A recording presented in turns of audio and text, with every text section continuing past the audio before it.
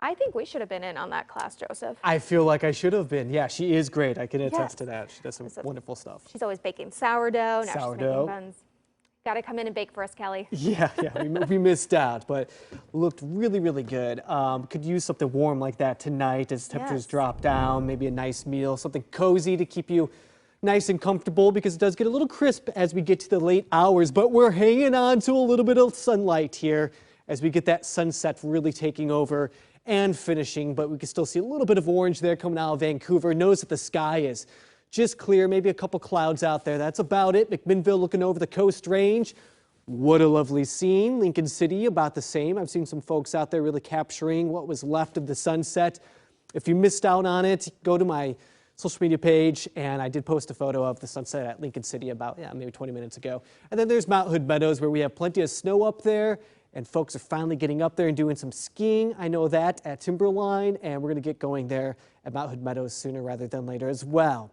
Okay, here's the view again of, down towards McMinnville. We have this lovely scene. You can see some clouds there in the distance.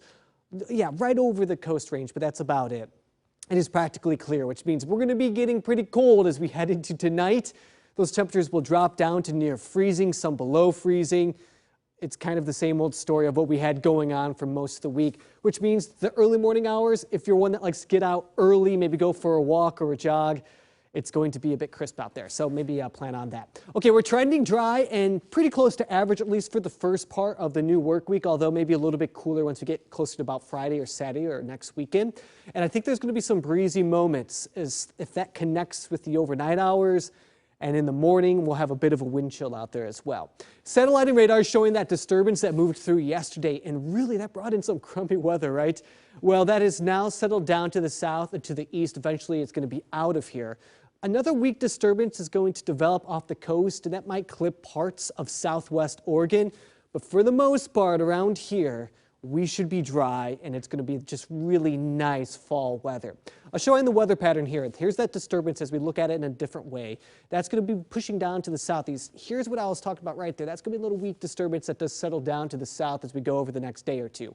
But right behind it, we have a ridge developing. The building ridge usually means some dry time, some blue sky, and a little bit of sunshine. We're going to get all of that. But it's also going to be a bit cool, and as I mentioned, I think we're going to see kind of a gusty wind, especially on Monday and Tuesday. The ridge actually gets stronger as we head into Wednesday. We'll likely have an above average day there as far as temperatures go.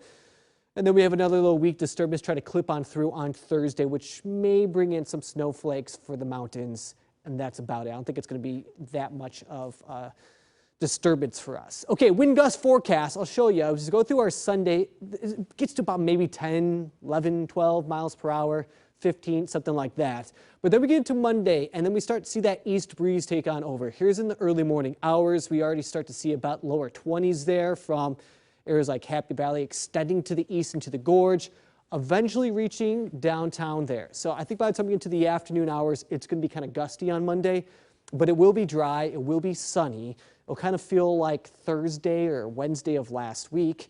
And the wind gust forecast continues into Tuesday morning too. Again, gusts to about 30 miles per hour. So early Tuesday morning, maybe a bit of a wind chill. You may want to bundle up if you're doing anything in the morning hours. Okay, we're going to keep it nice and dry. So we're just going to kind of zoom on through. Nothing going on Monday. Same with Tuesday. I just want to get you out to Thursday real quick so I can show you this disturbance right here. It's going to bring in some clouds and maybe again a few snowflakes for the mountains. It looks to be fairly dry at this time. All right, here's your 7-day forecast. If you're picking out a day, look at that. Not bad. A lot of sunshine. 53 degrees on Tuesday as well as Wednesday. Overnight temperatures, Jamie, in the 30s. Thursday, we're at 51. I mentioned we're going to be pretty close to average. Our average now is 54 degrees, Jamie. It gets a little bit cooler next weekend, but it's just going to be those morning hours and the late hours that are kind of bitter. All right, better get my good coat out. Yes. Thanks, Joseph.